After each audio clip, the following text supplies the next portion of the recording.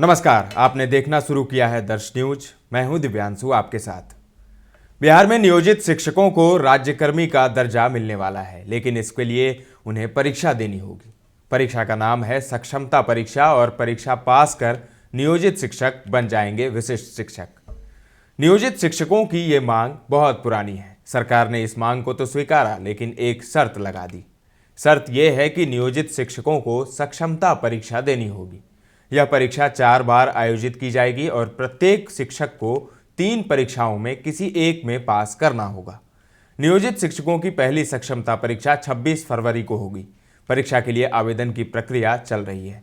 शिक्षा विभाग के अनुसार स्थानीय निकाय शिक्षकों की प्रथम सक्षमता परीक्षा 2024 के लिए ऑनलाइन माध्यम से 1 फरवरी 2024 से 15 फरवरी 2024 तक की अवधि में आवेदन आमंत्रित किए गए हैं। तो अब सवाल ये उठता है कि अगर शिक्षक सक्षमता परीक्षा में पास नहीं होते तो क्या होगा।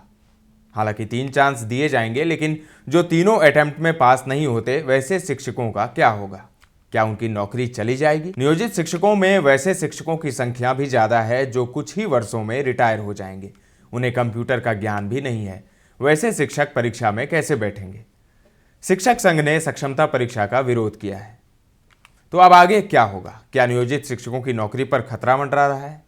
जानकारी है कि एक समिति बनाई गई है जो ऐसे ही नियोजित शिक्षकों के भविष्य के बारे में सोच रही है, जो परीक्षा नहीं दे पाएंगे या फिर जो परीक्षा में पास नहीं होते हैं उनके लिए। यही समिति तय करेगी कि वैसे नियोजित शिक्षकों का भविष्य क्या होगा। बिहार शिक्षा विभाग में सक्षमता परीक्षा से शनिवार को संबंधित गठित विभागीय समिति की बैठक में यह अनुशंसा की गई है। हालांकि समिति ने यह स्पष्ट कर दिया है कि इस अनुशंसा पर सरकार का निर्णय भी प्राप्त किया जाना उचित होगा।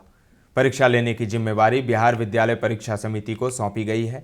बैठक में समिति के अध्यक्ष व शिक्षा विभाग के अपर मुख्य सचिव के पाठक के अलावा बिहार विद्यालय परीक्षा समिति के अध्यक्ष आनंद किशोर, राज्य शिक्षा शोध एवं प्रशिक्षण परिषद के निदेशक आर सज्जन और प्राथमिक शिक्षा निदेशक कन्हैया प्रसाद श्रीवास्तव बतौर सदस्य शामिल हुए।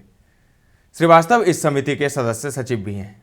बिहार विद्यालय विशिष्ट शिक्षक नियमावली 2023 के तहत स्थानीय निकाय शिक्षक जो सक्षमता परीक्षा में शामिल नहीं होते हैं या तीसरे प्रयास में भी परीक्षा उत्तीर्ण नहीं कर पाते हैं, उनको लेकर सक्षमता परीक्षा से संबंधित गठित विभागीय समिति की बैठक हुई। इसमें ऐसे शिक्षकों को लेकर विस्तार से विचार विमर्श किया गया। बैठक के दौरान समिति ने महसूस किया कि प्रत्येक शिक्षक को 3 अवसर देने के लिए बिहार विद्यालय परीक्षा समिति को 4 चरणों में परीक्षा लेनी पड़ सकती है, क्योंकि कुछ स्थानीय निकाय शिक्षक किसी व्यक्तिगत कारणों से किसी परीक्षा में शामिल नहीं हो सकते हैं, जैसे बीमारी, दुर्घटना आदि। किसी कारणवश उनका कोई प्रयास छूट सकता है। ऐसे में उनके लिए एक अतिरिक्त प्रयास की व्यवस्था करना आवश्यक है। इसी परिप्रेक्ष्य में बैठक में यह निर्णय लिया गया कि 26 फरवरी को पहली सक्षमता परीक्षा लेने के बाद उसका रिजल्ट घोषित किया जाएगा।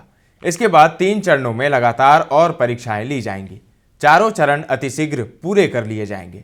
बैठक में यह भी निर्णय लिया गया कि जो शिक्षक इन चारों चरणों में होने वाली परीक्षाओं में से 3 चरणों की परीक्षा में नहीं बैठते हैं या 3 से कम चरणों में बैठते हैं या 3 चरणों की परीक्षा में बैठने के बाद भी उत्तीर्ण नहीं होते हैं, तो उन स्थानीय निकाय शिक्षकों की सेवा समाप्त कर दी जाएगी। तो अब देखना होगा कि अब आगे क्या होता है। जो शिक्षक तीनों परीक्षाओं में पास नहीं होते या फिर परीक्षा नहीं दे पाते किसी कारणवश, तो उनका क्या होगा। और जो रिटायर होने वाले हैं, जिनको कंप्यूटर का ज्ञान नहीं है, वो कैसे परीक्षा देंगे। उसके लिए शिक्षा विभाग क्या रास्ता निकालती है और सरकार उस पर क्या निर्णय लेती है, ये देखने वाली बात होगी। हालांकि शिक्षक संघ ने सक्षमता परीक्षा का विरोध करना शुरू कर दिया है।